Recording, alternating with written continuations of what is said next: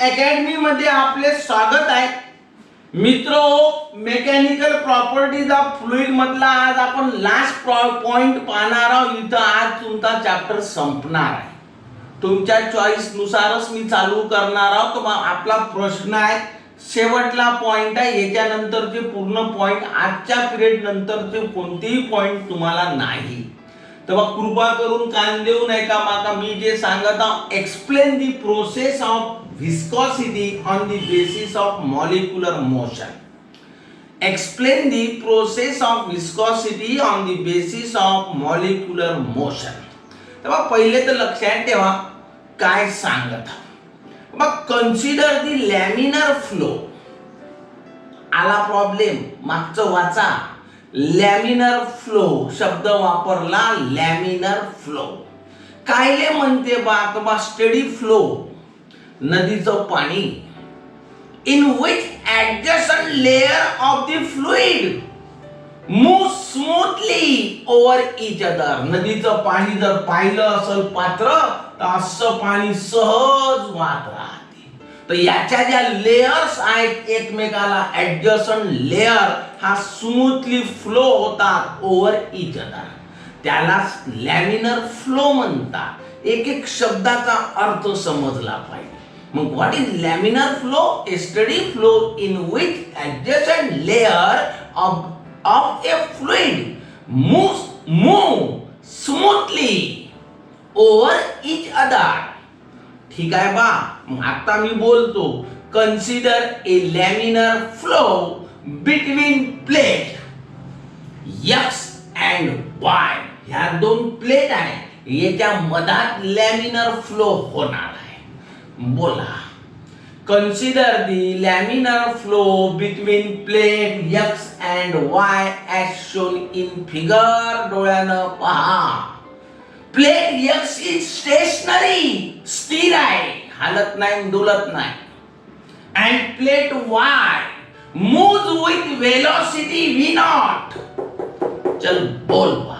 याच्या मधात ह्या लेयर्स आहेत ए, बी आणि सी. ठीक आहे. मग किती सिंपल बोलत हाव बा, कोणाला समजायला पाहिजे. Consider the laminar flow between plate X and Y as shown in figure. Plate x is stationary and plate Y moves with velocity V not. बोल बा. मग आता एवढं जर झालं असं तर बा लक्षात द्या, ह्या लेयर्स आहेत. कोणत्या कोणत्या? A B C. Layers A B C moves with velocity. मन लावू नाही का, हे मधातली लेयर्स आहे, याची वेलोसिटी म्या समजा v धरली तर याच्या वरची किंचित जास्त वेगानं वाहील. समजते? वाहने मूव्ह होणे. तर किंचित जास्त, थोडुस जास्त. तर बा हा आहे थोडुसा जास्त dv. What is dv? dv is the small increment in velocity. ठीक आहे. तर बा एवढ्यानं जास्त वाहत आहे वरची असं. तर याच्या खालची तर एवढ्यानंच कमी वाहत आहे, म्हणजे कमी वेगानं वाहत आहे. म्या जर याची वेलोसिटी v धरली तर किंचित जास्त वरची वाहते. तर कितीनं जास्त वाहते? तर एवढ्यानं जास्त वाहते, म्हणजे वरच्या लेयरचा वेग झाला v प्लस dv. याच्या खालची किंचित कमीनं वाहते. कितीनं कमीनं वाहते बा? तर dv न कमीनं वाहते. मग कमी झाली तर याच्यातून कमी झाली. हे त्याचा सेन्स आहे. तर बा आता डोक्यात आलं असल तर या लेयर बी ची व्हेलॉसिटी म्या v धरली तर वरच्या लेयरची व्हेलॉसिटी v प्लस dv होईल आणि त्याच्यापेक्षा खालच्या लेयरचा व्हेलॉसिटी v मायनस dv. मग आता एवढं जर झालं असं तर म्हणाचं कसं? तर बा लक्षात द्या, consider the layers A B C moves with velocity v plus dv and v minus dv respectively. बोल. यापैकी ह्या एकमेकाला जवळच्या ऍडजसंट आहेत, लगतच्या आहेत. बोल बा. मी म्हणतो consider the layers B and C. चांगलं शब्दात consider the adjacent layer B and C. बोला. ठीक आहे. ह्या लेयर आहे म्हणजे कायच्या लेयर आहे बा? तर फ्लुइडच्या लेयर आहे. बोल लवकर लवकर, हो का नाही? विचार करणं राजा, हे अशी लेअर आहे म्हटल्यानंतर याच्यामध्ये फ्लुइड आहे, तर बा हे काय आहे बा, तर फ्लुइडचे आहे ना, ते कोणता लिक्विड गॅस असेल त्याचे मॉलिक्यूल असं बोला. डोक्यामध्ये आलं पाहिजे बघा, या लेअरची व्हेलॉसिटी याचा अर्थ काय बा, तर याच्यामध्ये जेवढे मॉलिक्यूल असेल या मॉलिक्यूलची व्हेलॉसिटी, या मॉलिक्यूलची व्हेलॉसिटी, या मॉलिक्यूलची व्हेलॉसिटी, म्हणजे या पूर्ण एवढ्या लिक्विड या लेअर मध्ये असणार जेवढं फ्लुइड असेल त्या सर्व फ्लुइडच्या मॉलिक्यूलच्या एकूण व्हेलॉसिटी, टोटल व्हेलॉसिटी म्हणजेच या फ्लुइडच्या लेअरची व्हेलॉसिटी. पट्टे का नाही? याले कुठं आहे, या मॉलिक्यूलला व्हेलॉसिटी आहे, सर्व मॉलिक्यूलची टोटल व्हेलॉसिटी म्हणजे या लेअरची व्हेलॉसिटी आहे ना. हे लेअर आहे कोणाची बात, फ्लुइडची. म्हणजे आपल्याला म्हणता कसं येते का, velocity of the fluid is equal to the mean velocity of the molecule present in this layer. Present म्हणा, कंटेन म्हणा, त्याच्यात असणारे असं. पट्टे का? काय बोललो का, velocity of the fluid is equal to the mean velocity of the molecule contain in that layer. पटलं का नाही? असं आहे. ठीक आहे, तुम्हाला हेच तर मी सांगून राहिलो का या लेअर मधची व्हेलॉसिटी v आहे. याचा अर्थ काय झाला, याच्यामध्ये असणाऱ्या मॉलिक्यूलची मीन व्हेलॉसिटी का हो बात v आहे.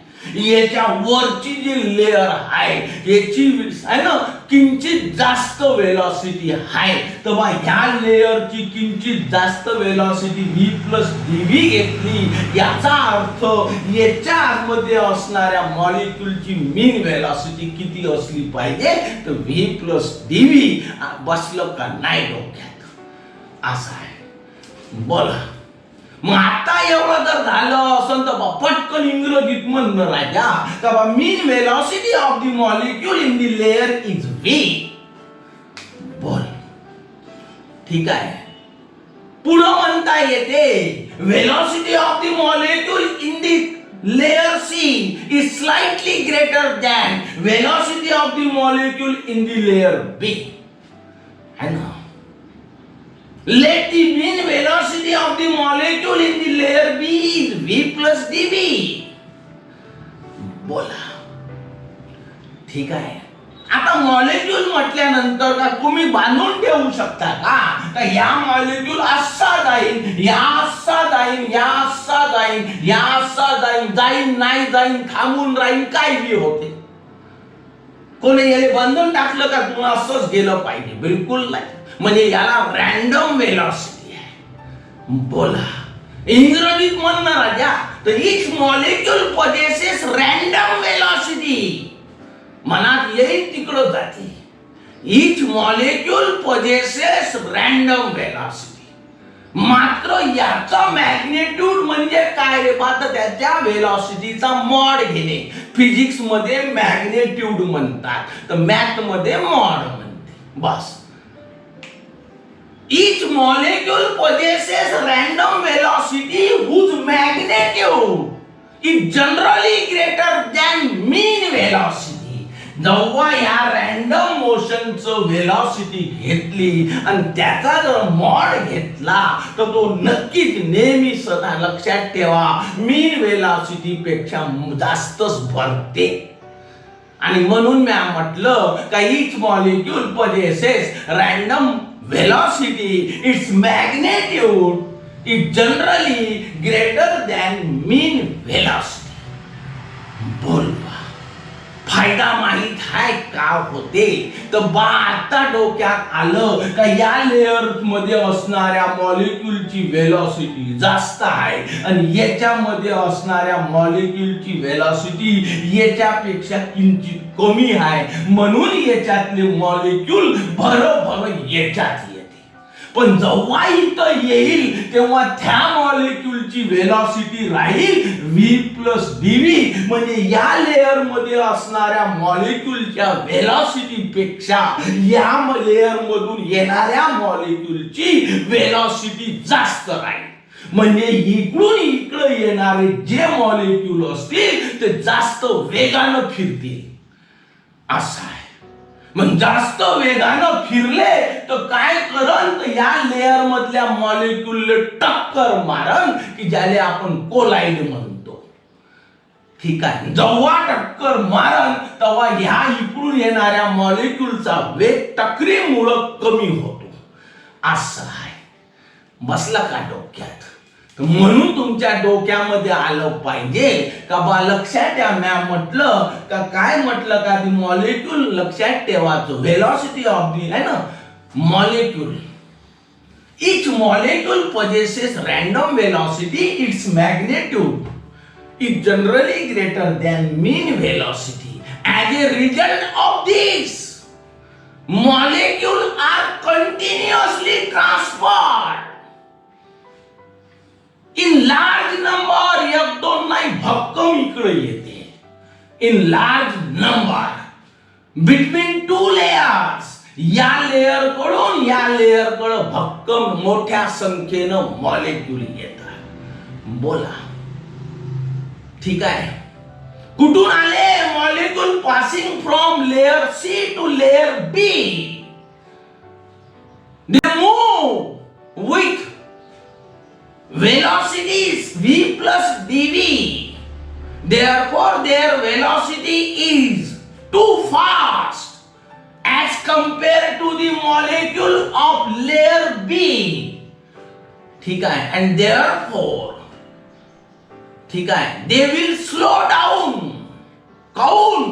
Due to collision with the molecule of layer B. इकडून येणाऱ्या मॉलिक्यूलची व्हेलॉसिटी v प्लस dv आहे. या लेअर मध्ये असणाऱ्या मॉलिक्यूलची व्हेलॉसिटी v आहे. म्हणजे इकडून येणाऱ्या मॉलिक्यूलची व्हेलॉसिटी जास्त असल्यामुळं ते जास्त फास्ट वेगानं धावतील आणि इकडल्या लेअरच्या बी लेअर मध्ये असणाऱ्या मॉलिक्यूलची कोलाइड होतील, टक्कर मारतील. त्याच्यामुळं का होईल बा, तर या मॉलिक्यूलचा वेग कमी होईल, स्लो होईल. आहे ना त्या टक्करीमुळं. जसं टक्कर मारली तर 9th क्लासचं पुस्तक सांगते मी याले बुक्का मारला तर मावाला मोमेंटम ह्या गेन करतो. आपल्यालाही लागते तर त्याचं मोमेंटम आपण गेन करतो. बोला.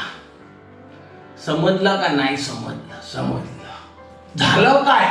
इकडले मॉलिक्यूल जास्त वेगानं इकडे आले. ज्यांचा वेग जास्त आहे इकडल्या मॉलिक्यूलची टक्कर पावली, त्यामुळं त्यांची स्पीड कमी झाली. फायदा माहित आहे का या लेअरचं मोमेंटम या लेअरले भेटलं. ठीक आहे. As a result of this याचा परिणाम काय झाला? बोला. समजते? Momentum is transferred from fast moving layer to slow moving layer. इकडलं मोमेंटम इकडं आलं. बोला. ठीक आहे. पुढं का हे तर स्टेशनरीच आहे. बोला. इकडलं मोमेंट आता याच्यापेक्षा याची व्हेलॉसिटी कमी आहे. म्हणजे इकडचे इकडं मॉलिक्यूल येतील इथं, मग इथं टक्कर मारल तर याचं मोमेंटम याले भेटल. हे तर स्थिरच आहे, हालत नाही डुलत नाही. तर इकडले मॉलिक्यूल इकडे येतील तर इकडे ठेस होईल.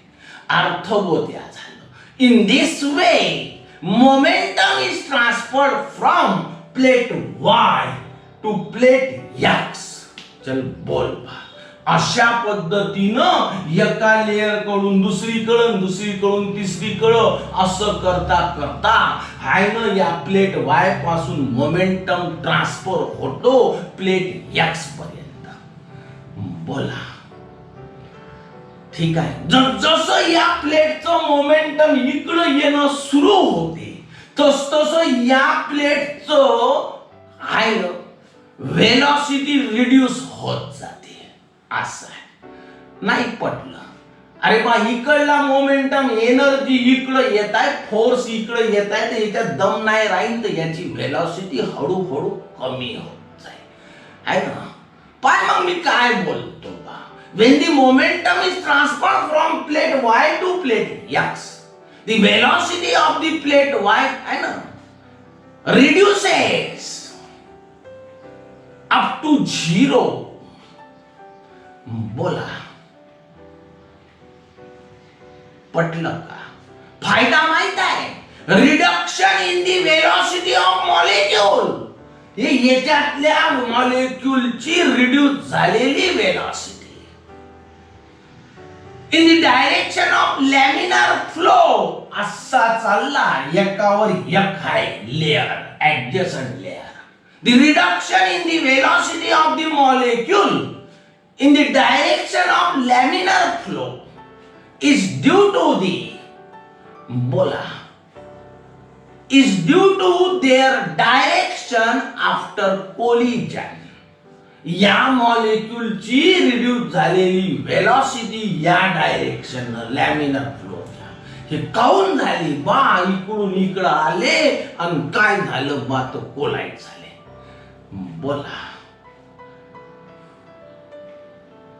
हे रॅन्डम मोशन मध्ये फिरलेच नसते तर हे भानगड झाली नसते. म्हणून लक्षात ठेवा, due to the random motion हे जाऊन राहिले येऊन राहिले भटकत आहे. जेव्हा हे इकडून असा चालला, या इकडून असा चालला, या इकडून असा चालला, जेव्हा एखादी वस्तू जाते तेव्हा त्याला कायनेटिक एनर्जी प्राप्त असते, आणि या आहे ना प्रॉपर्टीला मायक्रोस्कोपिक प्रॉपर्टी म्हणतात. तर लक्षात घ्या, due to random motion microscopic kinetic energy is converted into thermal energy. याच्या वाहण्यामुळे, या मॉलिक्यूलच्या वाहण्यामुळे त्या लेअर मध्ये उष्णता निर्माण होते. बोला, क्षणासाठी, क्षण वापरला क्षणिक, इंग्रजीत त्याला डिसिपिटेड म्हणतात. समजते का? The process is dissipative, the process is dissipative. कोणती process? Due to the random motion microscopic kinetic energy is converted into thermal energy, and this process is dissipative. क्षणिक असते, एका क्षणासाठी उष्णता निर्माण होते. और फ्रिक्शनल, एक तो घर्षण निर्माण होईल, नाही तर उष्णता निर्माण होईल. बोला, लिक्विड असेल तर काय होते, तर या लिक्विडच्या मॉलिक्यूल मध्ये इंटरॅक्शन असते. इंटरॅक्शनचा अर्थ काय, तर या दोन मॉलिक्यूल मध्ये इंटरमॉलिक्युलर फोर्स असतो, त्यांनी ते बांधलेले असतात. बोला, ठीक आहे. तर या इंटरमॉलिक्युलर फोर्स मुळे काय होते, या लिक्विड मॉलिक्यूलचं मोमेंटम याच्याकडून याच्याकडे ट्रान्सफर होत असतो. बोला, ठीक आहे. या फास्ट मूव्हिंग मध्ये, आणि पूर्ण या लेअरचं मोमेंटम याच्याकडे येईल, याचं मोमेंटम याच्याकडे येईल. ठीक आहे बा. तर मी बोलून देतो इंग्रजीत, मला काही प्रॉब्लेम नाही. In liquid, there is an additional interaction due to the intermolecular forces. जास्तीचं इंटरॅक्शन आहे, बंद आहे. कायच्यामुळे? Intermolecular forces. As a result of this, याचा परिणाम काय झाला? ठीक आहे. Momentum is transferred from fast moving layer to slow moving layer, है ना, and which gives rise to viscous drag. Viscous drag चा अर्थ होतो viscous force. या मोमेंटम मुळेच दोन लेअरच्या मधात काय निर्माण होते, विस्कस ड्रग म्हणतात, त्यालाच विस्कस फोर्स म्हणतात. which gives rise or which result in the viscous drag. This is the, लक्षात ठेवा, है ना, process of viscosity on the basis of molecular motion. या लेअर ते मॉलिक्यूलच्या हालचालीमुळे होणारा परिणाम, बस हे आहे बा. पटला का नाही पटला, मेसेज करता. पहा मित्रो, आता जो पॉइंट सांगत आहोत बोगस आहे, 1 मिनिटाचा पॉइंट आहे. Effect of temperature on viscosity, टेम्परेचरचा विस्कॉसिटीवर होणारा परिणाम, कोएफिशियंट ऑफ विस्कॉसिटी. तर मग शॉर्ट अँड स्वीट मध्ये लक्षात ठेवा, effect of temperature on coefficient of viscosity. असं ठीक आहे बा. काय आहे बा भांडवल, कोणताही घ्या liquid, most of the liquid, ठीक आहे. Temperature increases, coefficient of viscosity decreases. ठीक आहे. लिक्विड बद्दल बोललो मी, मग मनात आलं पाहिजे काऊन हो सर असं काऊन, तर या मॉलिक्यूल लिक्विडचे, ठीक आहे, खालून उष्णता देणार रे बा, इथून हीट दिली तर होईल काय, याच्या मधातला असणारा इंटरमॉलिक्युलर फोर्स ब्रेक होईल आणि हे जे बांधलेले आहेत एकमेकापासून हे दूर दूर जातील. इथला इंटरमॉलिक्युलर फोर्स ब्रेक झाला. बोल बा. ठीक आहे. मग आता एवढं जर झालं असेल तर बा लक्षात ठेवा, जेवढे हे मजबूतीनं बांधलेले असल आहे ना, आपण परिवार 5 जणांचं, एकमेकाला आधार असल तर बढिया, कोणी डोळं उचलून पाहणार नाही. 5 जण अलग असले तर कोणी आहे ना जोर कराल. कॉमन सेन्स आहे. तर बा हे बंद, हे हीट उष्णता वाढली आहे ना, तर हे बाउंडेशन त्याचं इंटरमॉलिक्युलर फोर्स मोकळं झालं, कोएफिशियंट ऑफ विस्कॉसिटी कमी होईल. आणि म्हणून म्हटलं गेलं for the most of the liquid temperature increases, coefficient of viscosity decreases, because at higher temperature intermolecular forces are less effective and therefore molecule are more separated. हे सांगलं राजा, from each other. बसलं का डोक्यात? मात्र गॅस बद्दल उलट आहे. ठीक आहे. काय म्हणते gas, but in case of gas coefficient of viscosity increases when temperature of the gas increases. काऊन बास, तर बा या गॅसचे मॉलिक्यूल आहे, याले उष्णता देणं खालून, याला टेम्परेचर भेटलं तर यांची स्पीड वाढते, या धावन आणि धड एकमेकाले टक्कर मार. बोला समजते का? when the temperature of the gas molecule increases, molecule of the gas are moving very fast and they collide with each other, give rise to intermolecular friction. बस जवळ आले, कोएफिशियंट ऑफ विस्कॉसिटी इन्क्रीजेस. बोल बा, झाला point.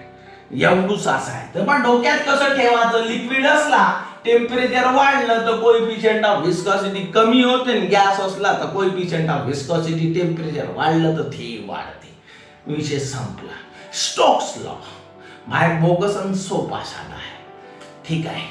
मन लावू नाही का? हा, मले मनाचा हाय बा का बा हे फ्लुइड आहे असं. जोपर्यंत माय मराठी ऐकत नाही ना समजतच नाही. या फ्लुइड मधून एक लहानसा गोळा स्पियर म्हणते, ठीक आहे, ह्या सोडला.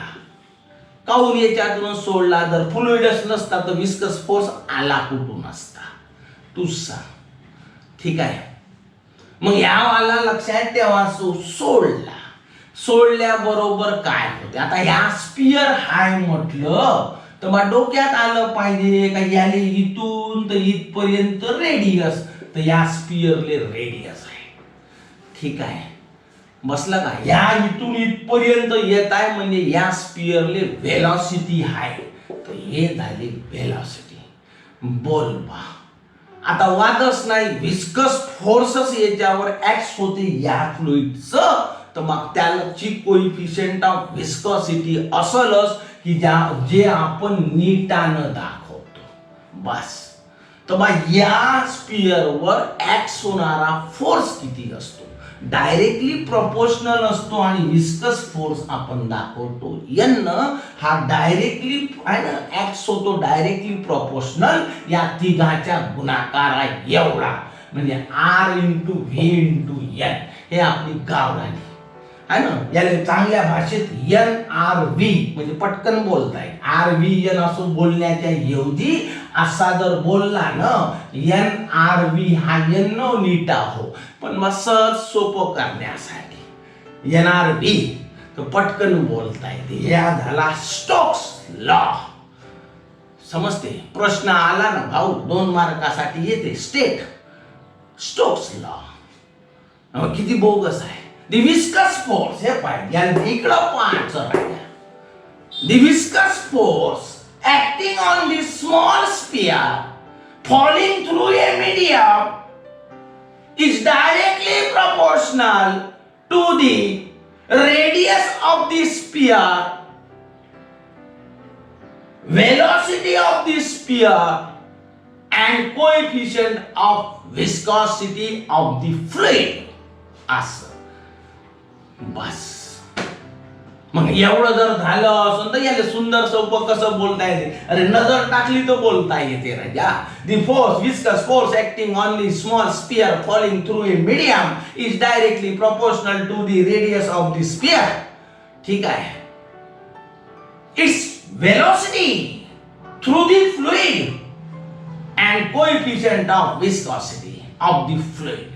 Mathematically, and it can be written as F is directly proportional to NRV, not N neta. पण सहज बोलण्यासाठी N हा जर चिन्ह उडवला ना तर F is equal to K NRV असं. तर बा याच्या बरोबर लिहिल्या जाते 6 पाय आहे ना NRV. का भानगड आहे 6 पाय तर या K ची व्हॅल्यू आहे 6 पाय. Where K is proportional constant and the value of K is numerically equal to 6 pi. बस एवढं लिहायला लागते. याले म्हणते राजा स्टोक्स लॉ. काय म्हणते राजा स्टोक्स लॉ. का दम हाय रे बा. बोगस नाही तर का सांगा. ठीक आहे. एक लास्ट पॉइंट राहिला टर्मिनल व्हेलॉसिटी. ऐकून घ्या. पहा मग मित्रो या चॅप्टरचा शेवटला पॉइंट सांगत आहोत. प्रश्न कसा विचारला जाऊ शकतो. Define thermal velocity. Obtain an expression for thermal velocity of small sphere falling खाली पडणे under gravity through a viscous fluid. या विस्कस फ्लुइड मध्ये हा स्पियर आहे. इथून सोडला तर खाली ग्रॅव्हिटेशन फोर्स आहे आणि त्याच्या अंडर मध्ये या विस्कस फ्लुइड मधून कसा पडतो याच्या आहे ना टर्मिनल व्हेलॉसिटीची आपल्याला एक्सप्रेशन पाहायचं. तर मित्रो याची जी टर्मिनल व्हेलॉसिटीची डेफिनेशन आहे आता किती बडबड केली तर काहीच समजत नाही. म्हणून कृपा करून 5 मिनिटं थांबा. बढिया क्लिअर करून देतो. पहिले तर बा आपली साधी गावरानी मराठी बाका हा एक स्पियर आहे की ज्या स्पियरची मी म्हटलं बा का रेडियस R आहे.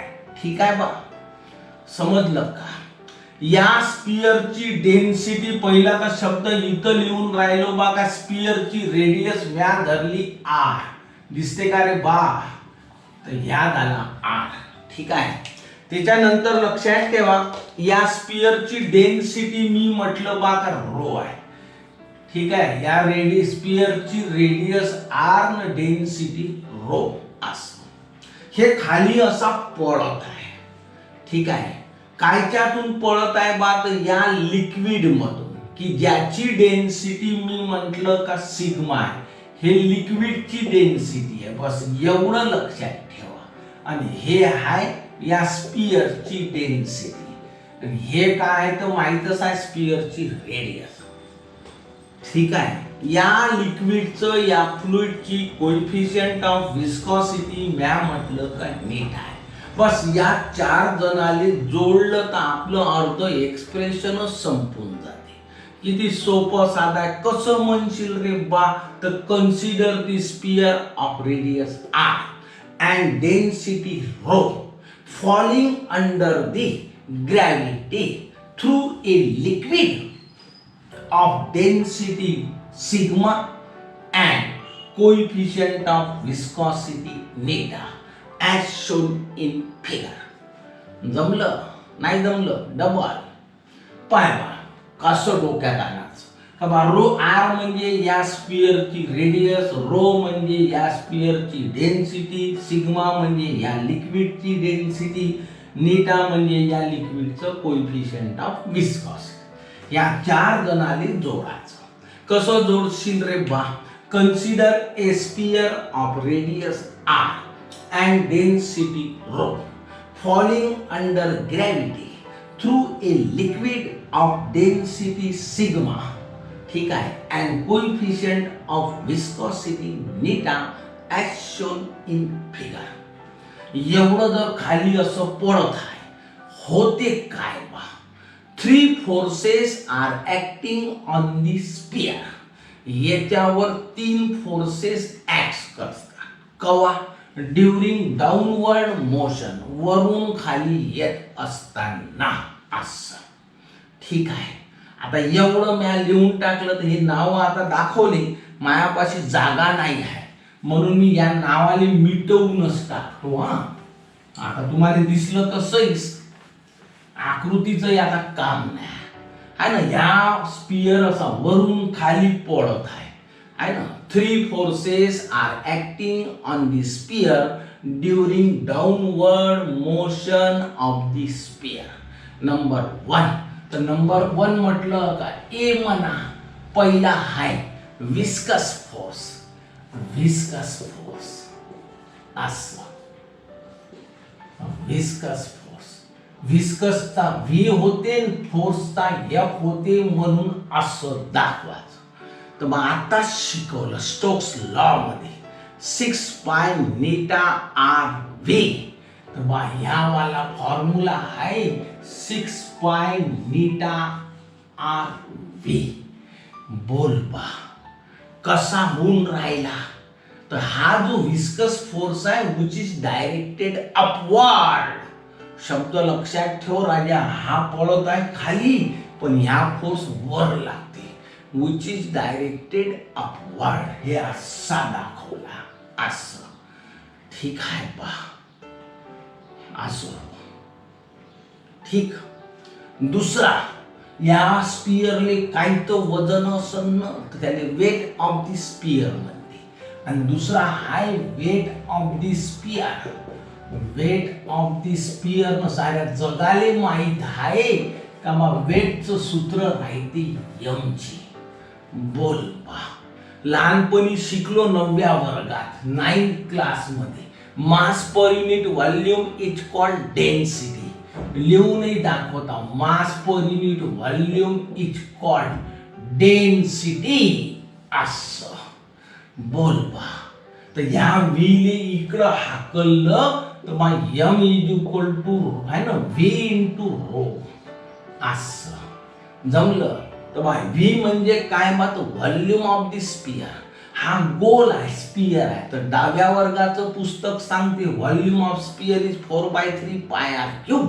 आणि म्हणून इथं एमच्या ऐवजी लिहायचं 4/3 पाय आर क्यूब इंटू रो. असं. तर बा ह्या एमची किंमत इथं भरायची. आणि तेव्हा कुठं वेट ऑफ द स्पियर भेटला. काय भेटला रे बा? तर बा यंगच्या ऐवजी एवढं भरलं 4/3 पाय आर क्यूब रो आणि ह्या वाला जी. असा, बोल बा. आता काय होते बा? वरून खाली पडला आहे ना, तर स्लो नाही जात, दणकन वेलॉसिटी वाढते. ठीक आहे. ऍज आहे ना, समजते का? in the downward direction velocity increases. आणि खालून वर गेलं तर नाही होत, पण वरून पडला कोणी 10 मजलीवरून तर रपकन खाली पडते. As the downward velocity increases, अशी downward velocity increases, viscous force also increases. रपकन याच्यातून घुसलणं हो तर या आजूबाजूचा याचा फोर्स याच्यावर लागन का नाही? बोला पुढं काय होते? असं झालं. A stage is reach. एक आहे ना वेळ अशी येते when the sphere attain the terminal velocity. पुन्हा शब्द आला टर्मिनल, काळजी नका करू, क्लिअर करणार. ए स्टेज इज रीच, सध्या एक क्षणासाठी आहे का, ए स्टेज इज रीच अशी एक वेळ येते. The sphere attain the terminal velocity. ठीक आहे, त्यावेळेस काय होते, जेव्हा तो टर्मिनल वेलॉसिटी त्याला प्राप्त होते, the total downward force acting on the sphere is balanced by the total upward force acting on the sphere. A stage is reached when the sphere attains the terminal velocity. At this stage, total downward force acting on the sphere is balanced by the total upward force acting on the sphere. बस, तर तुमच्या डोक्यात आलं पाहिजे का total downward force,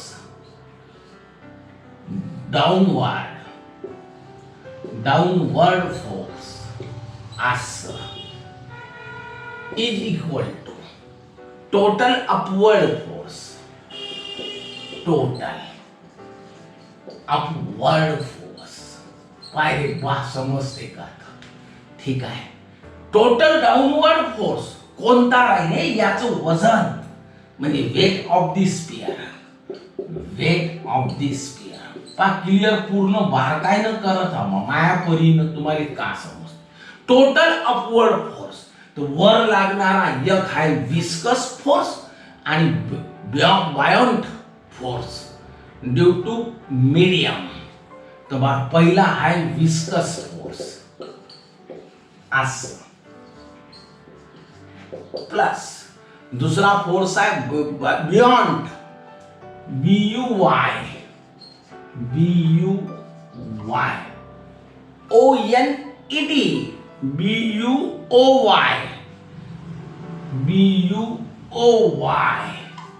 ENT, buoyant force. बस एवढा आपल्याला पाहिजे. ह्या जो फोर्स आहे कोणामुळं, तर या मीडियम, ड्यू टू मीडियम. तर इथं लिहायचं ड्यू टू मीडियम. पाय बा आता कसं समजते, जमलं का नाही? आता वेट ऑफ द स्पियर हे pi mg, weight of the sphere 4/3 pi r³ rho into g बरोबर. जमलं. विस्कस फोर्स हे पाय किती आहे रे, 6 पाय नीटा r आणि v प्लस 4/3 पाय r³ असं सिग्मा g. बस एवढं आहे बा, 4/3 पाय r³ सिग्मा g. काही नाही करायचं हो, या टर्मचं इकडं करायचं पक्षांतर, ट्रान्सफॉर्मेशन म्हणतात. 4/3 pi r³ row g minus 4/3 pi r³ sigma g बरोबर. याद राहिला जशानं तसा 6 पाय नीटा r v. जमलं. पाय बाळा, मग मी काय सांगत, 4/3 पाय r³ 4/3 पाय r³ आणि ह्या जी एवढं बाहेर निघते. तर बा ह्या काढला 4/3 पाय r³ g एवढा बाहेर काढला. तर इथं राहिला रो मायनस इथं राहिला सिग्मा बरोबर 6 पाय नीटा r v असं. जमलं. ह्या पाय न ह्या पाय तर पहिलेच गेला. एवढं जर झालं असेल तर इथं 4 आहे, इथं 6 आहे. 2 दोन्ही 4, 2 6. तर पहा मित्र, या आकृतीला आता मिटवास लागेल, काही पर्याय नाही. ठीक आहे. पहा, तर ह्या झाला 2/3. ठीक आहे, 2/3 r³. तर ह्या क्यूब आहे ना, इथं r आहे. तर या 3 पैकी 1 कटला, तर इथं 2 राहिले. तर हे झाले 2 असं.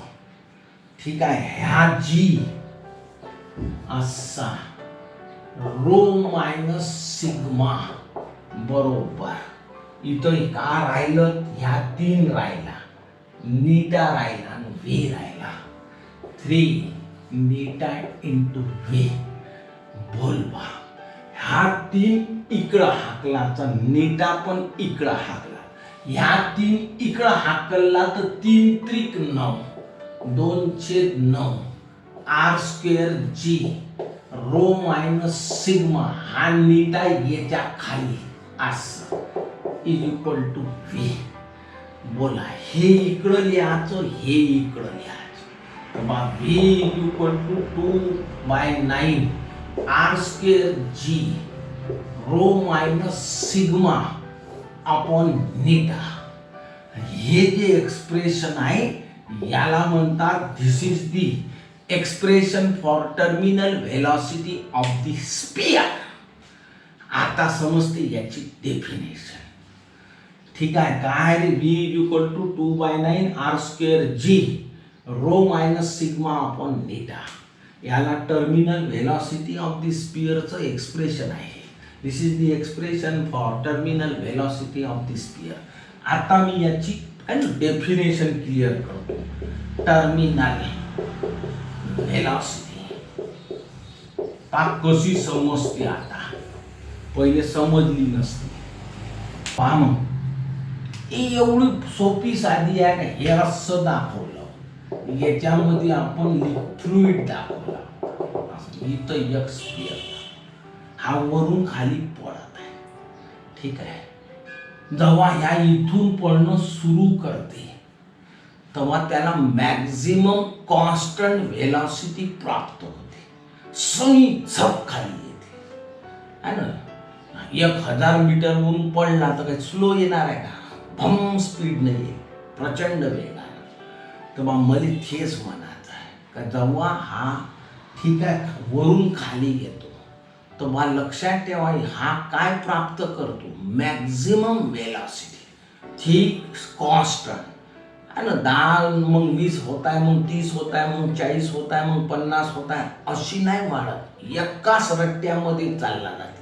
हायएस्ट व्हेलॉसिटी है ना. मग ती परमनंट खाली येऊन मरेपर्यंत तेवढीच वेळा रापकन येऊन आपटते, असं आहे. मग तेच म्हणायचं आहे. मग हे जे कॉन्स्टंट मॅक्झिमम व्हेलॉसिटी प्राप्त होते बॉडीला, कोणत्या बॉडीले, ठीक आहे, जेव्हा ती पडते, कायच्यातून पडते तर या विस्कस फ्लुइड मधून पडते, तर त्याच व्हेलॉसिटीला टर्मिनल व्हेलॉसिटी म्हणतात. कमी बोगस आहे. A constant maximum velocity possesses or acquired by the body. कोणताही एक शब्द वापरायचा, possess किंवा acquired, किंवा falling through the viscous liquid is called terminal velocity. The constant maximum velocity acquired by the body falling through the viscous liquid is called terminal velocity. सांग मित्रा, समजलं का नाही? समजलं तर बा मेसेज करतो, समजलं. ठीक आहे, इथं तुमचा चॅप्टर मित्र पूर्ण झाला. A to Z पॉइंट जेवढे यावर्षी दिलेले आहेत, जे कटलेले पॉइंट आहेत ते मी घेतले नाही. आता मागचा पार्ट पूर्ण कटलेला आहे, तर तो काही करण्याचं कारण नाही. हेच तर होत नाही तर ते कुठं करायचं. ठीक आहे, मग मेकॅनिकल प्रॉपर्टीज ऑफ फ्लुइड इथं संपला. उद्यापासून नवीन चॅप्टर पाहू. आवडला तर सबस्क्राईब आवश्यक आठवणीनं करता.